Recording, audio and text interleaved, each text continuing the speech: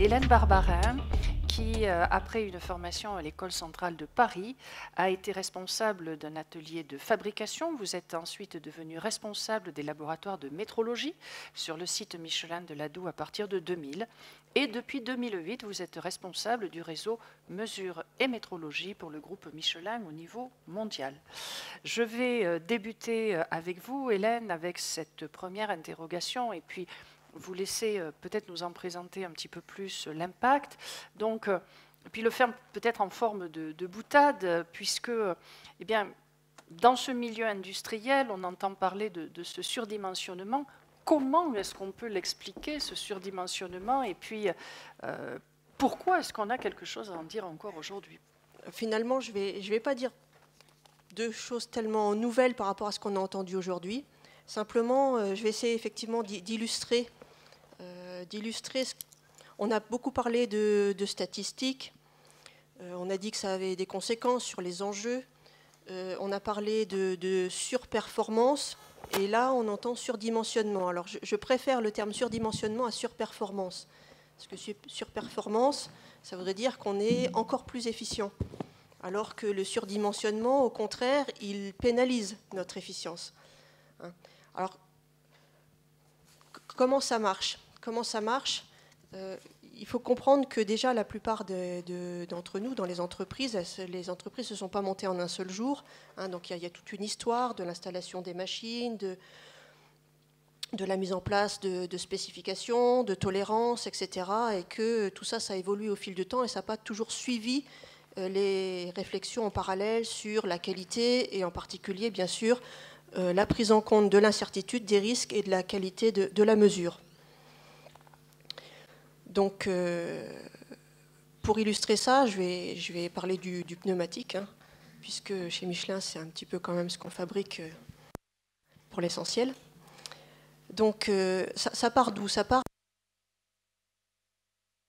d'un certain nombre de clients constructeurs qui demandent, pour pouvoir installer des pneumatiques sur les voitures neuves, et ça nous intéresse, parce qu'après, quand les gens renouvellent, ils veulent les mêmes. Ils demandent un certain nombre de propriétés. Ces propriétés, elles peuvent être physiques, par exemple de la masse, des dimensions, des profondeurs de sculpture, des choses comme ça. Ou bien alors des problèmes de performance. Je ne sais pas moi, une vitesse limite, ou une pression d'éclatement, enfin ce genre de choses. Donc une fois qu'on a ça, eh bien, il faut qu'on arrive à traduire ça sur notre produit. Et le pneu, c'est un produit complexe. C'est-à-dire qu'il y a déjà, il est cuit, il est vulcanisé.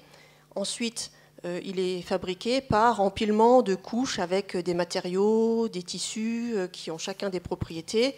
On met ça dans un moule et ensuite, ça nous donne besoin exprimé par nos clients. Il faut qu'on arrive à traduire ça pour chaque produit semi. Est-ce qu'on va pouvoir garantir ça à chaque étape? Donc on part du produit cuit, on traduit ça sur le produit cru, sur chacun des semi-finis, sur les matières premières. Alors, il y a bien longtemps, mais en fait ça fait pas si longtemps que ça fait 20-30 ans, quand on disait aux directeurs industriels que la mesure, il y avait de l'incertitude, on nous regardait avec des yeux ronds en nous disant « mais vous ne savez pas bosser ». Voilà. Alors aujourd'hui, on n'entend plus ça. Il y a quand même beaucoup de choses qui ont changé. Mais ça veut dire aussi que par rapport à cette problématique de dimensionnement, eh bien, nos anciens, ils ont travaillé de manière intelligente, mais très pragmatique. C'est-à-dire que chacun s'est dit « bon, si je ne veux pas d'ennui, eh bien, il va falloir que je mette cette tolérance-ci ». Et puis... Quand on passe d'un bout de la chaîne à l'autre, finalement, chacun prend sa petite marge.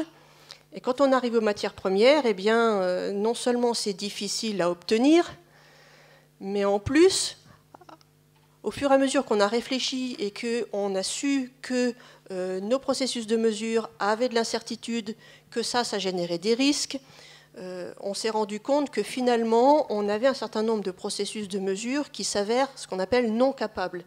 C'est-à-dire que l'incertitude de mesure ne permet plus de prendre une décision fiable. Par exemple, quand vous avez une incertitude qui est égale à la tolérance. Là, on se dit, la décision qu'on va prendre avec ça, ça n'a pas beaucoup de sens. Donc, quand on en arrive là, eh ben, il y a deux cas de figure. Soit, effectivement, on se dit, ça fait 30 ou 40 ans qu'on travaille comme ça, les risques, on les a pris. Le nombre de produits qu'on a fabriqués avec ces risques qu'on ignorait finalement, les risques, on les a pris. Donc, il y a eu des produits qui sont partis chez le client, qui étaient déclarés conformes et qui sont non conformes. Donc, de deux choses l'une. Soit il y a eu des conséquences, c'est-à-dire des ennuis, des retours, des réclamations, etc. Auquel cas, eh bien, au moins, on sait les expliquer. On comprend pourquoi. Et là, on a effectivement un type d'action à mettre en œuvre, notamment sur le procédé, etc. Ou soit, deuxième cas de figure, eh bien, on n'a jamais eu d'ennui.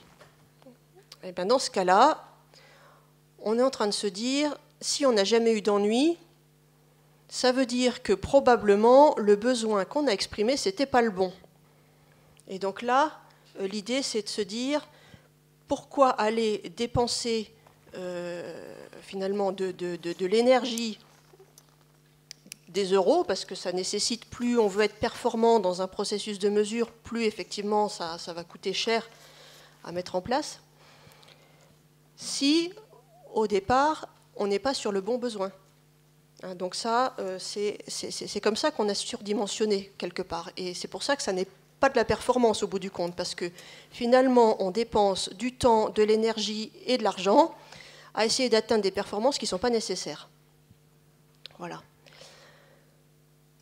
Alors pour faire ça, maintenant qu'on a travaillé, quand on réfléchit à ça, on se dit comment on va faire. Parce que finalement, si on en est encore là aujourd'hui, c'est que il y a probablement un certain nombre de freins qu'il faut savoir identifier.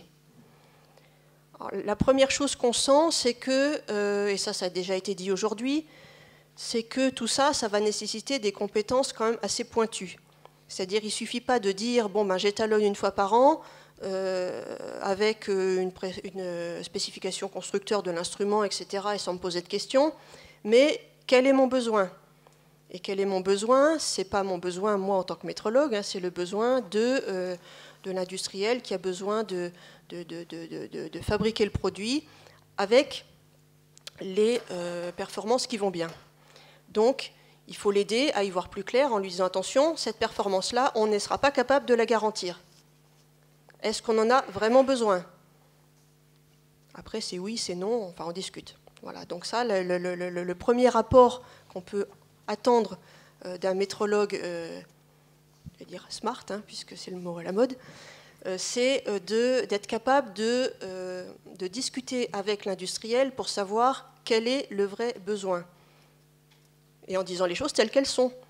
Le métrologue, la métrologie n'a pas à dire le produit, il est bon, il est, voilà, à montrer les choses plus belles qu'elles ne sont. La métrologie, elle a à montrer les choses telles qu'elles sont.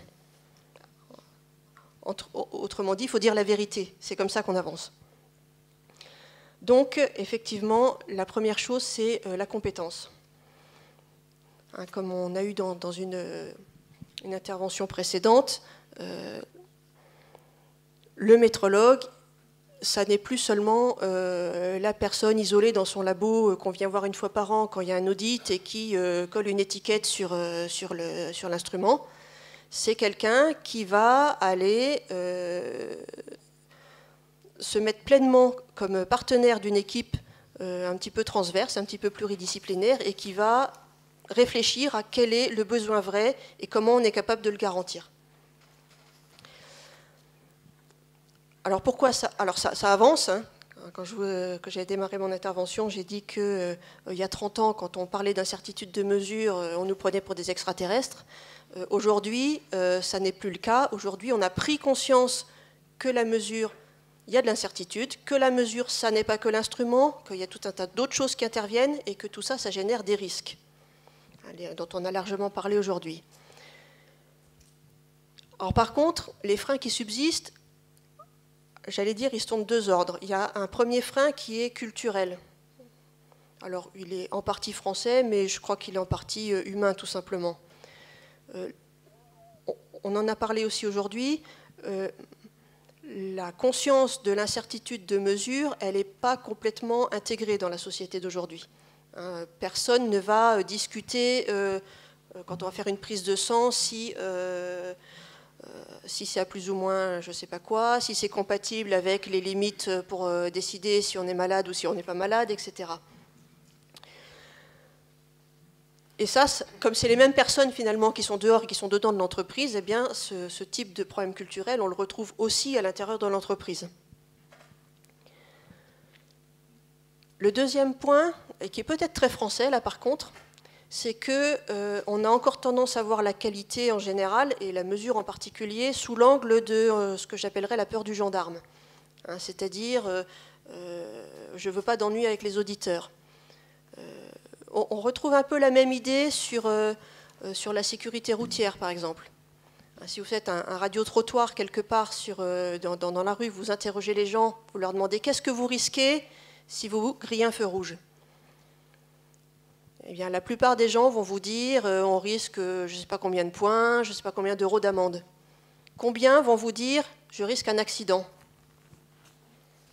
Donc là, pour la qualité, c'est pareil. Hein, pourquoi on fait de la qualité? Il y en a beaucoup qui vont vous dire parce que je veux être certifié, parce que je ne veux pas d'ennui, parce que j'ai peur des avocats américains, parce que je ne sais pas quoi. Combien vont vous dire parce qu'il y a un vrai enjeu?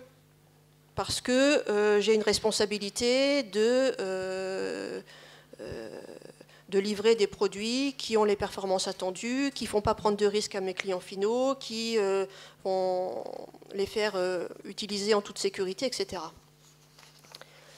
Donc ça nous a amené peut-être dans l'histoire à se dire, si on sent qu'on ne maîtrise pas, eh bien on va multiplier les mesures. Et on sent bien que là, ce n'est pas la bonne approche. Il faut faire des mesures pertinentes, mais pas forcément en faire plus. Alors pour illustrer ça, je ne sais pas, ce qui me venait en tête, c'est peut-être certains connaissent la bande dessinée un peu humoristique là, qui parle du monde du travail, c'est Dilbert, le monde de Dilbert.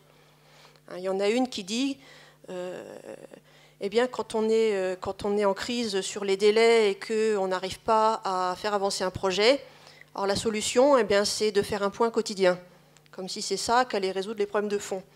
Et là, dans la mesure, c'est pareil. Le fait de multiplier les mesures parce que ça nous rassure ne traite pas les problèmes de fond et ne traite pas les problèmes d'efficacité.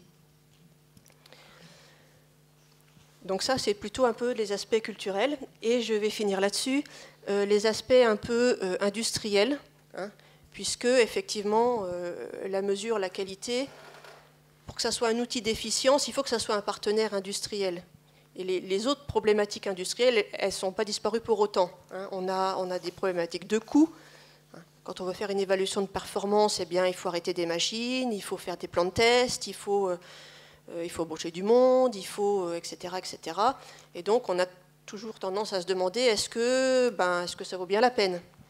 Donc, le coût de la qualité et le coût de la mesure, on va le voir par défaut. C'est-à-dire que tant que tout va bien, on se dit que ça coûte cher et on n'est pas sûr que ça rapporte tant que ça. Et c'est le jour où on a un problème qu'on se dit, mince, eh ben on aurait peut-être dû. Voilà. Et puis, effectivement, après, il y a la pression court terme. Alors, la pression court terme, c'est peut-être ce qui va nous freiner pour diffuser cette culture-là. Une journée comme aujourd'hui, elle est utile pour sensibiliser, pour que chacun comprenne un petit peu les enjeux qu'il y a derrière, comment ça peut être un outil d'efficience. Mais rien que pour ça, il faut prendre le temps de venir, d'écouter, de comprendre. Donc ça veut dire que, à un moment, il faut faire le choix d'être là et de ne pas avoir trouvé quelque chose de plus urgent à faire. Et tout le monde sait que ce n'est pas si évident que ça. Voilà. Donc simplement pour conclure, la métrologie, la mesure et la métrologie peuvent être un vrai outil de performance, notamment effectivement par l'analyse du vrai besoin. Mais pour ça, à mon avis, il y a deux conditions qui sont fondamentales. La première étant la compétence, ne pas négliger la compétence des métrologues qu'on met en place. Et la deuxième, c'est la communication. Expliquer et puis faire évoluer les cultures, même si ça prend du temps, parce que ça avance. Voilà.